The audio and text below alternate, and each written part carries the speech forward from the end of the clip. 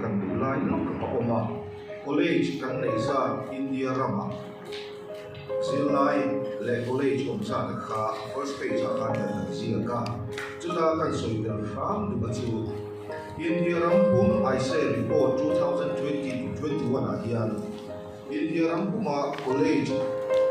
singli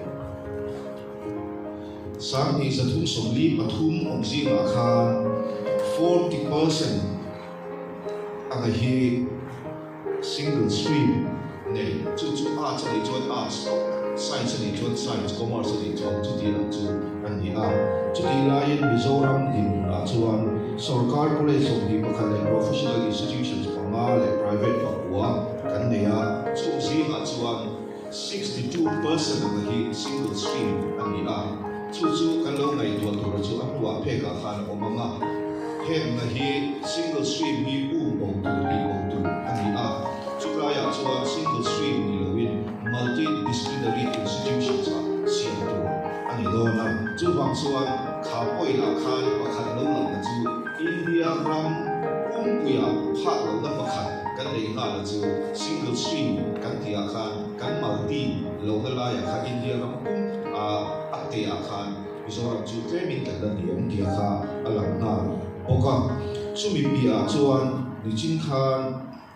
GR chungchang a khan soilan alo oma GR a hian kan en chuan kan hmu chu GR Thamper I say report 2020 to 21 a hian kan hmu chu India ram GR hi 27.3 ani a male hi 26.7 le female hi 27.9 ani lain Mizoram a chuan kan claim 26.8 kan ni a chuan male a hian 26.2 ani a female a hian 27.5 ani a chu 50 a kha nakila kan kai kun tura na kha nakila chu kan lo soyanga chu mi pania chuan India ram a pum puyala a overall a khan phak lo na pani tlema kan chon ngai na lai om sa na la kha kan soi duwa in NEP recommendation kan puya chuan e kan soi lo thei lo wa university le college om dan tu re chungchang a chuan university hi chitni a omanga chu research intensive university le teaching intensive university ani a tuna Mizoram University Central University kan ti IIT IIM kan ti chu direct in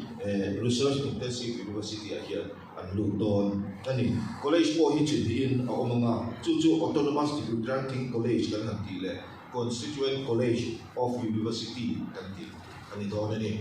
then university ming na po hi a hang sa deemed university kan ti song song kha phe ni na khan kan han ilanga kha kha ti po in chu university ti topin a omanga in ZT2 chungchang a hian merit based first track promotion ang chi ZT2 te ham thakna khatianga promotion ang chu ang chi ang po kha kal do tu a robna a oma tin chu mi pi a chuan ZT2 te hi institution malala thin to tu anianga chumi a chuan lo thei lo an ni lo chuan transfer ang chi kha vi to lo tu ra ni a chang chu chiang taka NEP a hian zia ani na a chuan ZT2 kan transfer kan son hian nei tu real ru an pu thei lo wa chu wang chuan henga hian a het turani an omna khati in asoya chu real ru wa lo omna sela a tha ange then higher education chungchang a hian kan ngai tu ra chu hemi NEP ale khabu a po hian asoya chu nichina po kan han ngai thla ta fragmented tu ra te om lowin lian takin multidisciplinary subject khang oma om to turati ani a chuta po chu tu sa ma nei chu institution pakhata khan multi disciplinary institutions anianga chu bi biala ma chuan zilai po samthum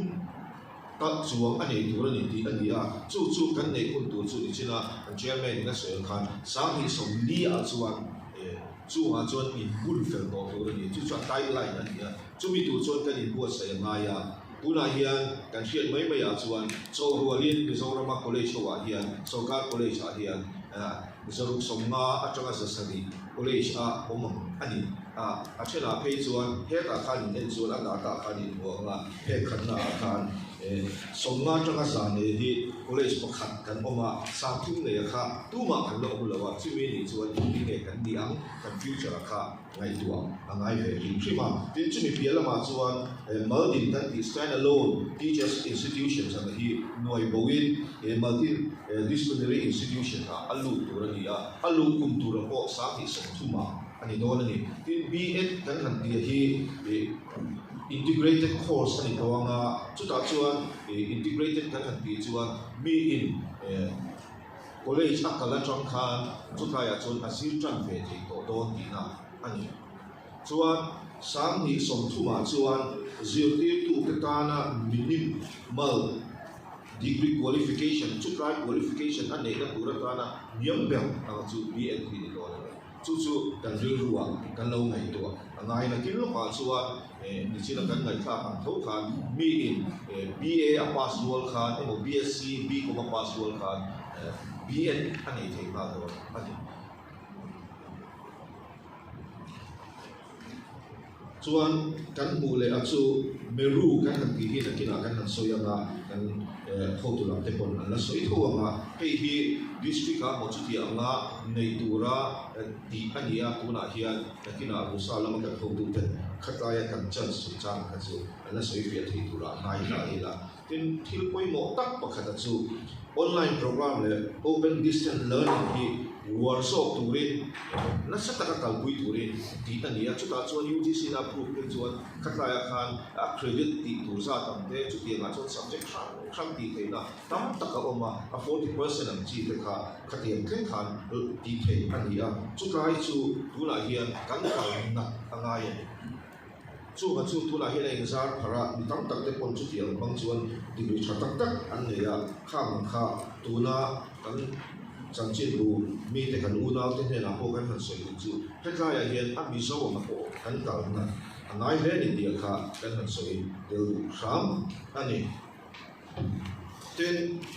apek thumna khan kan han siak khat nuala NEB recommendations chen khat Mizoram Sarkar rin ati lo tin to Mizoram Sarkar rin ati lo tin to kan han ti rual hian academic thila chuan Mizoram University in affiliate with Kania Anni Trahem Naina Azara Anloti Sorkarin Chuti Amakan Handito Sole Pakwazet and joint director Rituan Sole Pakwazet Asia Amara Zukam Hakan Hanzi Feklawa Zuhoa Zuan semester system kan di Hisa Hisopadia Kanan Mangtoa Munchen Katahian Lamang Lemlo Apohi and Umani chu biala ma chuan choice based credit system kan ti sa ti so kan ba kan han mga chu no UGC in aronga an revise ang po khan khap dang lam phala lia khatien te po khatchen khat chuan kan bang palu tu kan bidang po dan pan pai kan mga kan ti rual khan NEP kan han lu na hian kong min ti ol sam tu ani dia kha ril rual ka ko kila pin NEP na ngai poi bo chu institutional development plan ani chu UGC po hian a draft chu siama hek zani le somnga le pak wa vel ni country ma sa chu nga chu hei pon kha har te ma wangi na final la chu wa chu mi chuan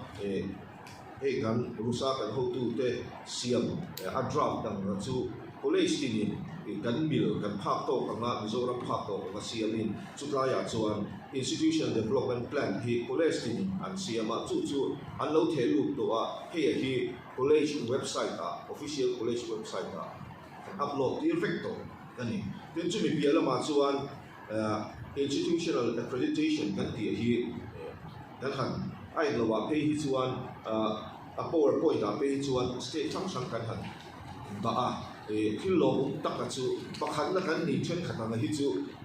atu omlo la masai bi ni lai accreditation not assessment na the accreditation hian Mizoram hi kan sang bera all India min phateu ber hian 60% ani tuna kan han na chuan 83 anga hi all India kan level ani chu ki rual chuan kan infrastructure te athat to lo awang hian asam tak tak A++ han tiang na te chu kan pu lei thei lo wa ma se A+ ang te le A ko kan han nei no la ma hi lo om ta kan ni chu mi pi a chuan quality development ata faculty development program ang hi university ten refresher course orientation ti te ka ti sang an nei ang hi NEP in a recommend kan lo nei ang ani a chu mi pi a chuan principal te le senior officer senior faculty te ta administrative and financial management ang chi te hi nei ani boka hi thil tang kai tak NEP ata na an suggest an ro ani pia kha ril ruwa lo om ta bok sela a cho me in postgraduate level la hian multi disciplinary course la hi an lo pang chan to a chu ma chu kan kan thil ol samna ani boka ten Mizoram a hian college pathuma PG hi khon ani to boka kha kan van nei na NEP in an a ka to la kan kal na tura kalo in bo sei na pakhat ani tin research hi ngai poi bo ani a chumi atan chuan UGC career advancement scheme te chumi piala ma chuan Mizoram sarkar hian research institute te singa grant te study leave te alo pe boka chumi piala ma chuan institutions sina hian research cell din turin ti ania ani infect bo ani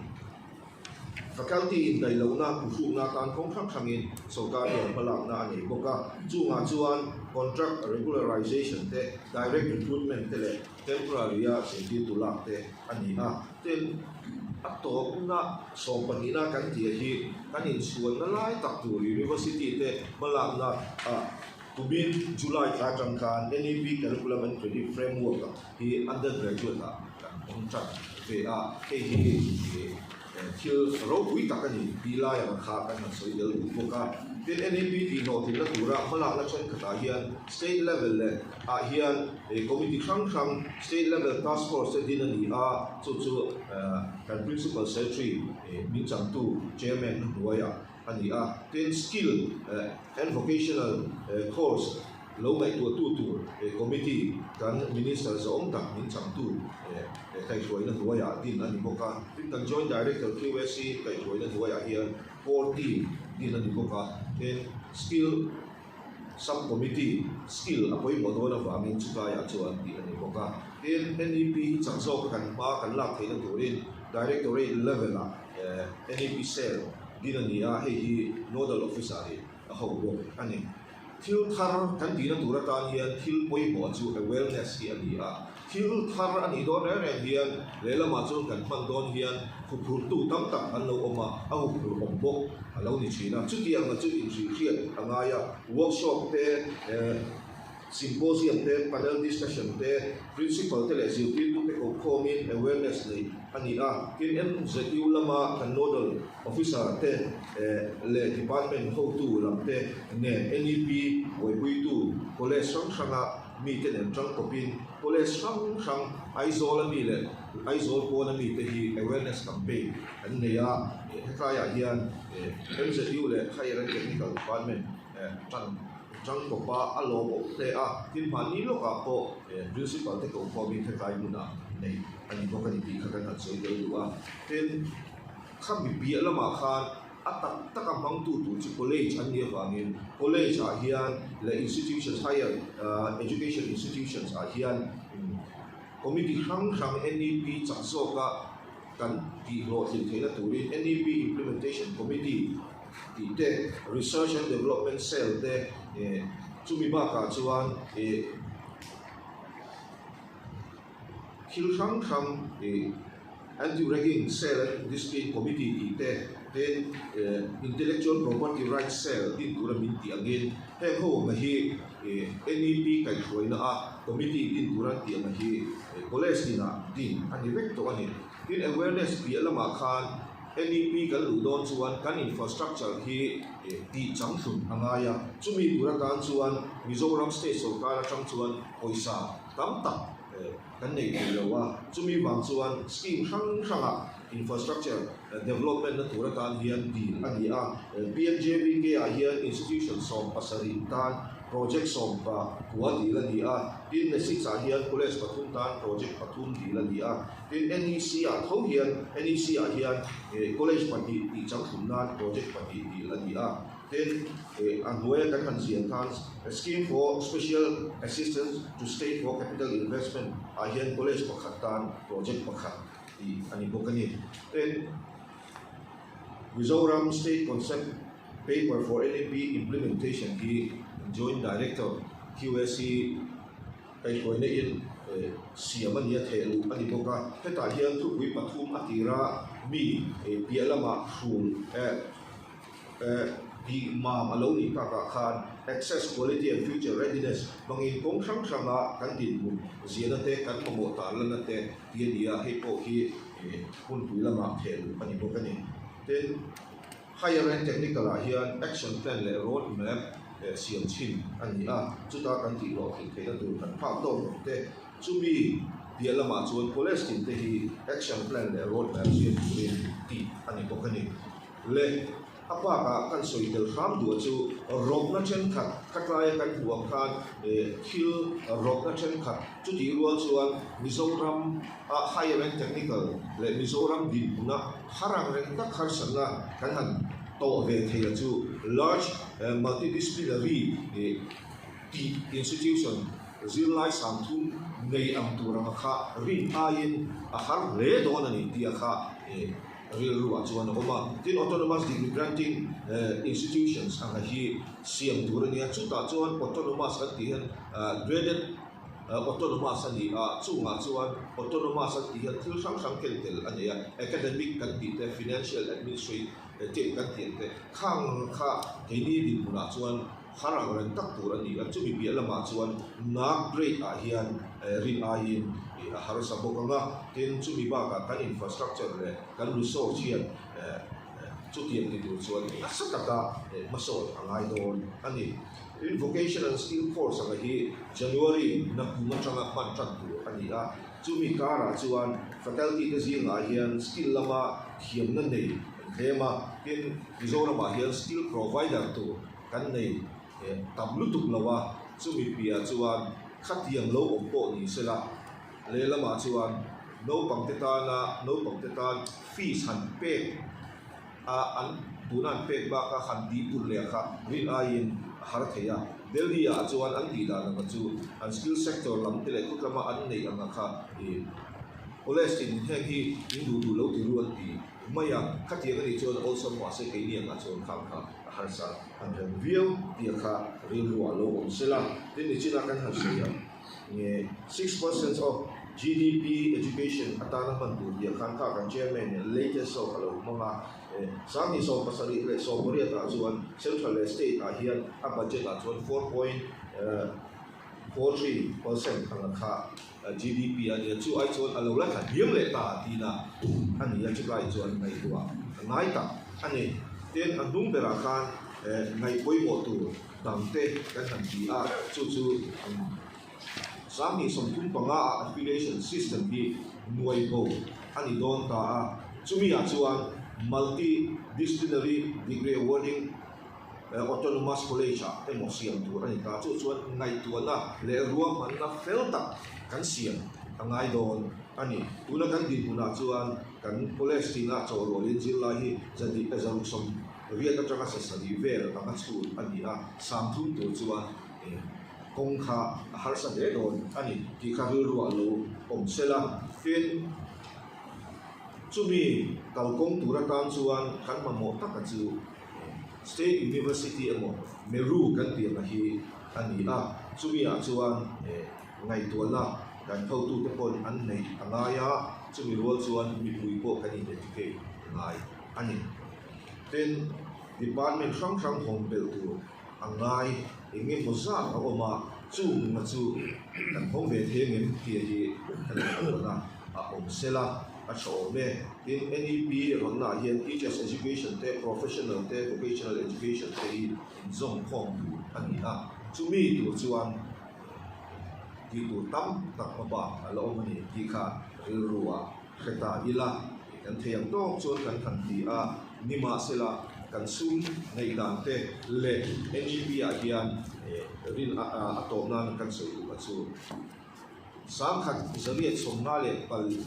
riat a university lo nei to tene na bom khata in ta hi chuan rin a in haran dia kha riwa chuan thau se la a chha te lo